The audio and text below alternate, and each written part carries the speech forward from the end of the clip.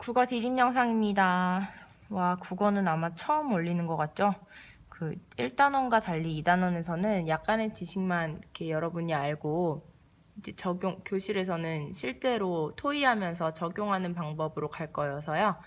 예, 국어 디딤 영상을 찍어보도록 하겠습니다. 그 전에 이제 여러분들이 비율을 잘 공부했는지 좀 정리를 하고 넘어가죠. 어떤 현상이나 사물을 비슷한 현상이나 사물에 빗대어 표현하는 걸 우리가 비유적 표현이라고 했고요. 물론 교과서에는 비유적 표현의 장점이 생생하게 떠오른다.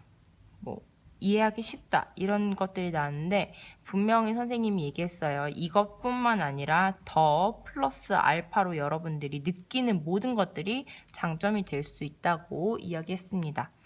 자, 직유와 은유가 크게 있고요. 직유는 어떤 거라 그랬지?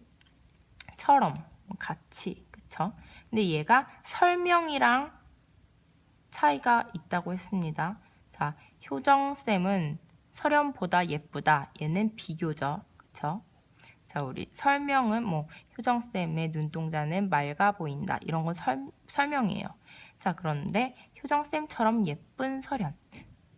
내가 설현 닮아서 예쁜 게 아니야. 설현이 날 닮아서 예쁜 거지. 그래서 효정쌤처럼 예쁜 설현 이러면 직유법. 효정쌤 눈은 호수. 이렇게 하면 은유가 되겠죠.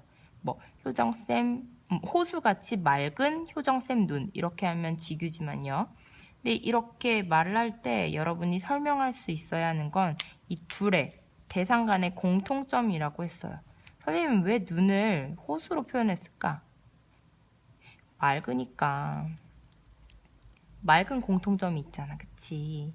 자, 이렇게 직유, 은유까지 해서 우리가 비유법을 간단하게 정리를 해봅시다. 그리고 오늘은요, 이제 관점의 뜻을 좀 알아볼 건데,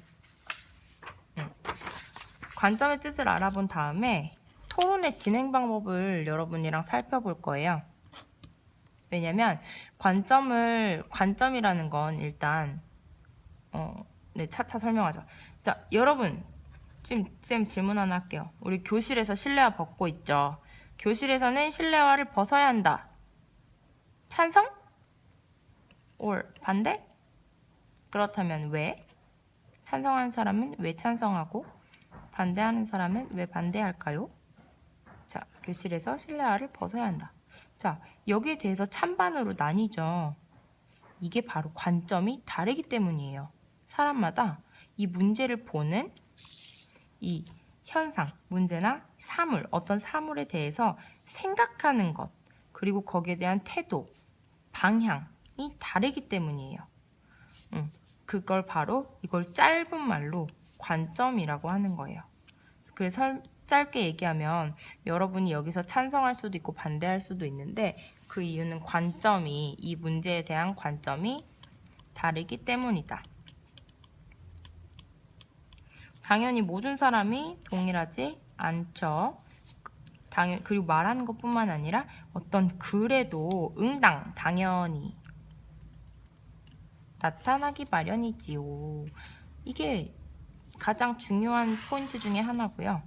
자, 여기에 대해서 우리가 이걸 알고 왔으면 우리가 이걸 가지고 한번 토론을 해볼 거예요. 토론은 설득의 한 방법이죠. 자, 그래서 우리가 토론을 할 건데 왜 선생님이 이걸 다 토의로 적어놨을까? 자, 토론을 할 건데요. 토론 방법은 다음과 같아요. 일단 우리에게 주어진 문제는 이거예요. 교실 안에서 실내화를 벗어야 한다가 맞습니다. 벗고 생활합시다. 이건 청유형, 부탁하는 문장이지요. 그래서 이렇게 벗어야 한다, 뭐뭐 해야 한다. 뭐뭐에서는 뭐뭐 해야 한다. 이렇게 토론 주제를 잡고요. 주장 펼치기. 그 다음에 찬성편이 먼저 이 주제에 대해서 찬성합니다. 근거는 하고 얘기를 하고 반대편이 그 다음에 이야기를 해요. 반대합니다. 근거는. 그러면 이 반대하는 거에 대해서 서로 반론을 해야겠죠. 반대편에 질문합니다. 띠리리리 뭐라고 질문하겠죠. 그리고 나면 반대편도 찬성편에 질문하겠습니다. 띠리리리 이렇게 해요. 그럼 서로 답을 하겠죠. 자, 세 번째로 주장을 다져야 돼요. 여기에 대해서 질문을 했죠. 찬성편에 질문을 했으면 찬성편은 그걸 생각을 하면서 주장을 다시 한번 다지는 거예요. 이 반론에 대해서 다시 한번 재반론하면서 최종적으로 어떠하기 때문에 우리는 이 주제에 대해서 찬성합니다. 그 반대편도 마찬가지로 얘기를 한 다음에 판정을 하게 됩니다. 이 판정은 이제 이 두 팀이 하는 게 아니라 사회자가 이야기를 하는 거예요. 자, 우리가 지금 오늘도 선생님이 틀린 걸 일부러 제시를 했습니다. 자, 사회자가 판정을 한다고 일단 얘기는 했습니다. 자, 그래서 여러분들이 집에서 좀 해와야 할 부분은 뭐냐면요.